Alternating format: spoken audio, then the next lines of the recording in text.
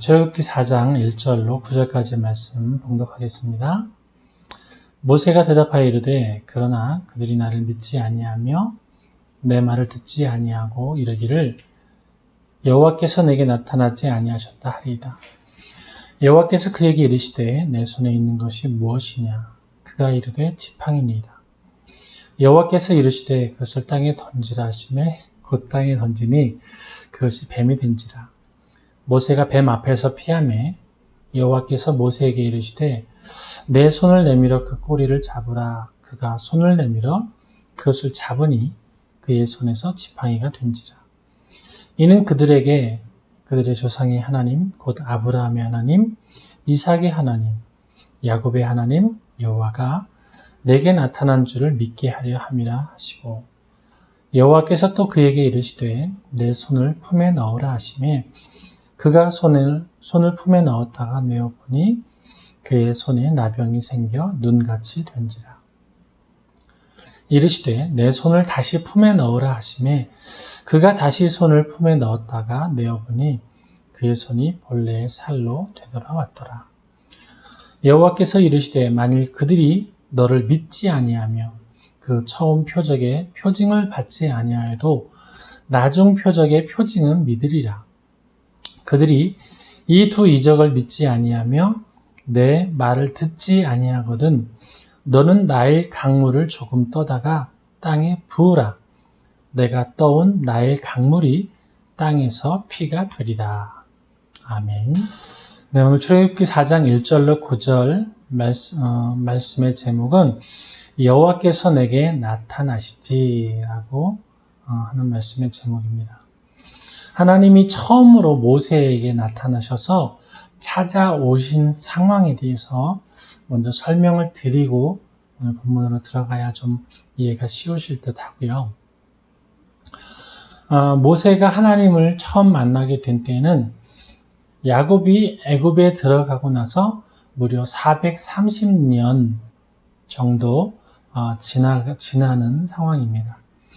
그 430년간 하나님의 임재나 선지자를 경험해보지 못했던 이스라엘 백성, 그리고 더더군다나 미디안 광야에 살고 있는 이 모세는 더더욱 하나님에 대해서 잘 경험이 없습니다. 이스라엘 사람들에게도 아마 처음 듣고 처음 보게 되는 그런 일이 될 것인데요. 하나님이 430년간 그리고 종살이를 하고 있는 이스라엘 백성들에게 나타나셨다라고 할 때 이스라엘 백성들은 당연히 그런 하나님을 의심할 수밖에 없고 또 더군다나 모세의 이야기를 의심할 수밖에 없는 상황이 될 겁니다. 더군다나 이스라엘 사람으로 인하여서 왕자의 신분에서 도망자로 살아오게 된 모세에게는 이런 상황들이 도저히 받아들일 수 없는 그런 상황이지 않을까 싶습니다. 애굽의 바로나 이스라엘 사람들 또 모세에게도 오늘 모든 이 일들은 바로 걱정이 될 수밖에 없는 그런 일들이 되겠죠. 하나님은 오늘 모세의 이야기를 통해서 원하시고 말씀하시는 내용이 무엇일까를 오늘 좀 찾아서 상황으로 들어가 보겠습니다. 하나님은 이미 모세의 과거에 있었던 상처를 알고 계셨고 그 상처를 이겨내기를 바라시고 그리고 그 사역을 맡기시기를 원하셨던 것입니다. 오늘 본문을 통해서 오늘 말씀의 은혜가 되신 후에 여러분에게 상처가 있다면 그 상처에 지지 마시고 그 상처를 이겨내실 수 있으시기를 소망하고요. 또 상처 가운데 나에게 상처가 많음에도 불구하고 나를 부르시는 그 하나님의 사명에 이 상처가 장애가 되지 않도록 상처를 잘 이겨낼 수 있는 그 시간이 되시기를 소망합니다. 이런 모세의 상황에 하나님이 모세를 향해서 몇 가지의 이야기를 하나님을 경험하게 도와주시는 것을 본문은 이야기하고 있습니다. 지금 읽어드렸던 2절로 9절까지의 말씀 보시면 하나님이 두 가지의 경험을 이야기하고 계십니다. 2절에서 3절을 보시면 하나님이 모세의 손에 있는 지팡이를 땅에 던지라고 말씀하셨고 땅에 던진 그 지팡이가 뱀이 되었다고 성경은 이야기합니다. 그리고 그 뱀이 된 지팡이를 모세는 그 뱀을 피했다라고 하는 거예요. 모세에게 있어서는 그 뱀은 두려움, 피해야 되는 존재였던 것이죠. 모세는 그 뱀의 의미를 알고 있었을 겁니다. 모세는 바로의 궁에서 왕자로 살았던 신분이기 때문에 모세가 가지고 있었던 장신구라든지 특별히 애굽의 바로의 왕관에는 항상 코브라의 형상이 있다는 것을 우리는 많은 고고학적인 발굴을 통해서 알고 있습니다.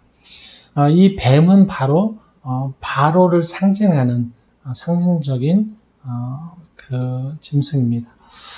그 지팡이가 뱀으로 바뀌었지만 그 뱀으로 변하게 된 지팡이에 대해서 하나님은 모세에게 꼬리를 잡으라고 말씀하십니다. 사절에 손을 내밀어 그 꼬리를 잡으라. 그런데 모세는 그것을 잡습니다. 그가 손으로 잡았을 때 그 지팡이는 다시 그 뱀은 다시 지팡이가 되었습니다. 여러분 생각해 보실까요? 우리가 상식적으로 뱀의 꼬리를 잡는 게 맞습니까? 뱀이 내 앞을 지나가고 있는데 뱀의 꼬리를 잡으면 10중8구 그 뱀에게 물릴 겁니다. 모세는 광야에서 40년간을 지금 살고 있습니다. 지금까지의 경험에 의하면 뱀은 머리를 잡는 걸지 꼬리를 잡는 게 아니라는 걸 그도 잘 알고 있을 겁니다.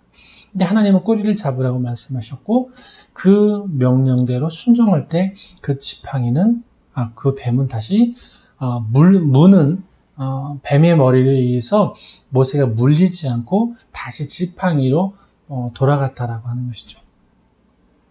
이것은 굉장히 큰 모세에게 큰 의미가 있을 겁니다. 또 두 번째는 손을 넣어서 손을 품에 넣으라고 말씀하십니다. 모세는 그 말씀대로 품에 손을 넣었다가 다시 내어보니 그 손이 나병이 생겼습니다. 이 나병은요, 사람이 고칠 수 없고 또 사람이 한번 나병에 들리면 모든 것에서 분리게 됩니다. 가족에게서, 자녀에게서, 친구들과 친척, 심지어는 모든 이스라엘 백성들과 분리가 될 수밖에 없습니다. 왜냐하면 전염이 되고 천벌로 여겨지기 때문이죠. 그런데 다시 손을 집어넣으라 하셔서 다시 넣어서 다시 내어보니 그의 손이 본래의 살로 돌아왔더라고 성경은 기록합니다. 하나님만이 내리실 수 있는 천벌, 또 그 벌을 치료할 수 있는 그런 정말 하나님이시라면, 그 하늘에 있는 신이라면 그분이 바로 지금 모세에게 찾아오신 그 하나님이라는 것을 하나님은 보여주시고 계시는 거죠. 하나님에 대해서 모세는 이렇게 두 번이나 하나님을 경험하게 되었습니다. 이것은 하나님을 경험한 동시에 모세에게는 굉장히 하나님에 대한 경외, 두려움에 대한 경험일 수도 있습니다. 그리고 하나님은 마지막 세 번째로 세 번째 표적을 알려주셨습니다. 만약 이 두 가지의 표적을 믿지 않거든 나일 강물을 조금 떠서 땅에 부으라는 거예요. 그러면 그 강물이 땅에서 피가 될 것이라고 하나님은 세 번째 약속까지도 모세에게 더 주셨습니다. 어떻게 보면 모세의 연약한 부분을 하나님 알고 계셨기 때문에 두 가지 갖고 안 되고 세 번째 그에게 한 가지를 더 약속하셨던 것으로 보여집니다. 이것은 모세의 내면적인 상황에 대해서 성경은 이야기를 하고 있는 듯 합니다. 그 모세의 마음에 다시 애굽으로 돌아가서 바로왕 앞에서 하나님의 백성으로서 그들을 보내주어야 된다라고 하는 이야기를 하기는 쉽지 않습니다. 조금 전에 말씀드렸던 것처럼 이미 애굽에서는 적색수배가 내려져서 아직까지도 존재하는지 아닌지를 모르는 상황이고, 또 돌아간들 이스라엘 백성들에게 하나님을 전한들 이스라엘 백성의 지도자로 인정받지 못하고, 어쩌면 그들의 같은 이스라엘 백성으로서 같은 백성으로서도 인정을 받을 수 있을지 없을지도 모르는 상황입니다.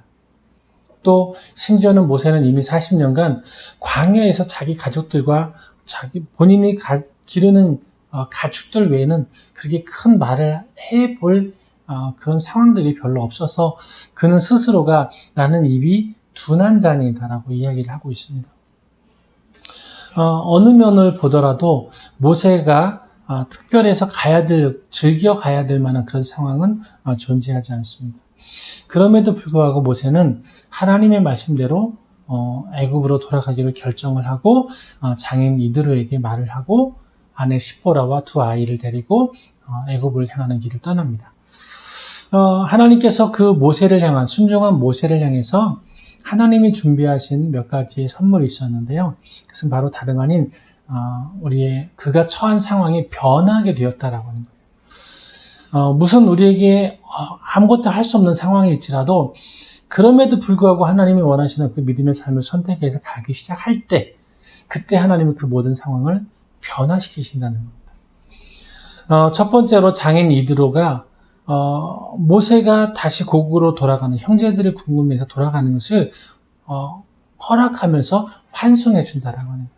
그리고 그 모세의 아내인 시보라가 두 아들을 데리고 그 여정길을 함께 떠나고 있는 것은 모세를 믿고 모세와 함께하고 있는 가족들의 모습을 통해서 모세는 어느 정도 좀 안심과 안정이 되지 않았을까 이런 생각이 들어집니다. 그리고 두 번째로 하나님은 바로 모세에게 찾아오셔서 이렇게 말씀하십니다.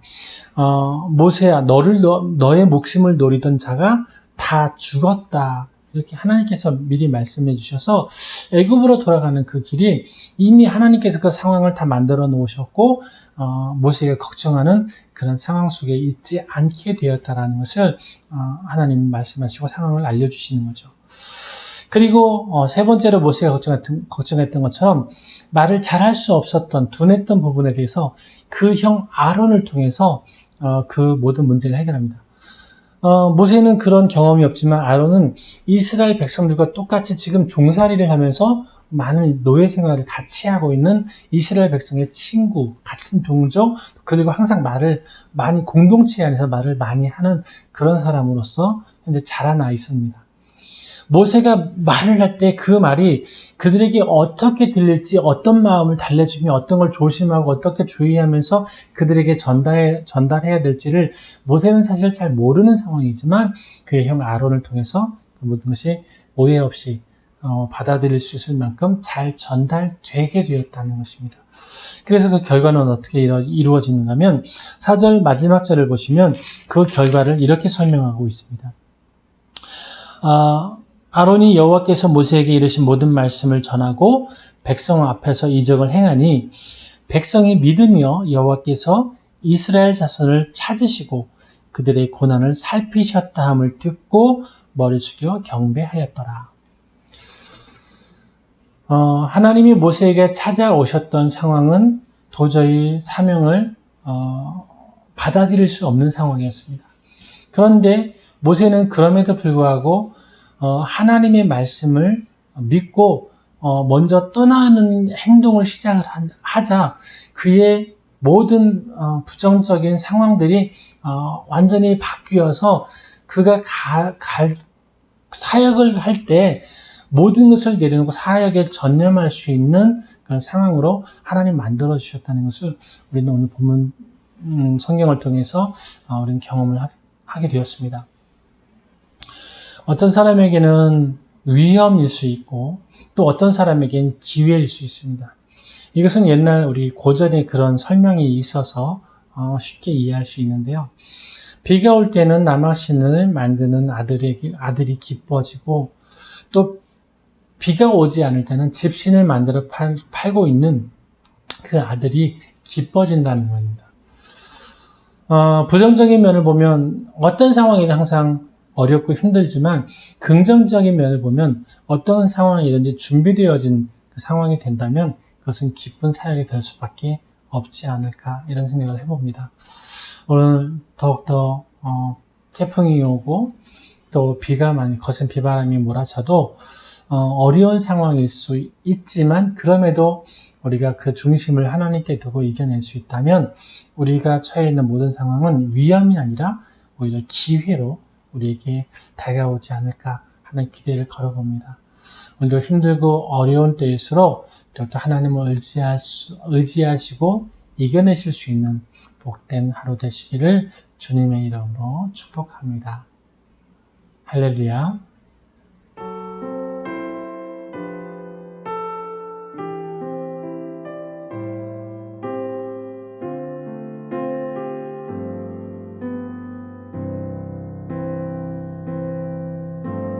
내 안에 가장 귀한 것 예수를 알미라.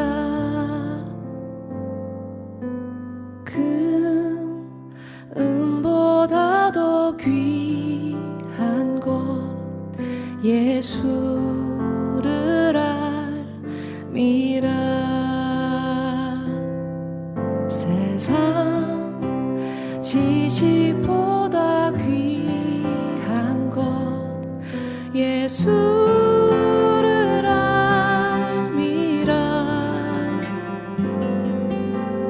내 안에 가장 귀한 것 예수를 알미라.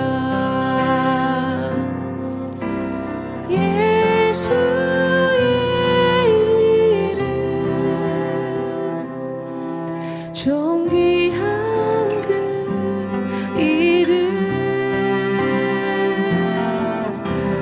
예수의 이름 능력의 그 이름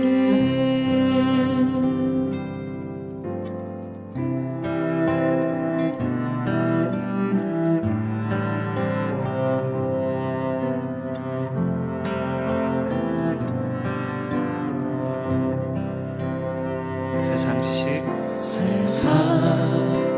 지식보다 귀한 것 예수를 알미라. 내 안에 가장 귀한 것 예수를 알미라. 예수의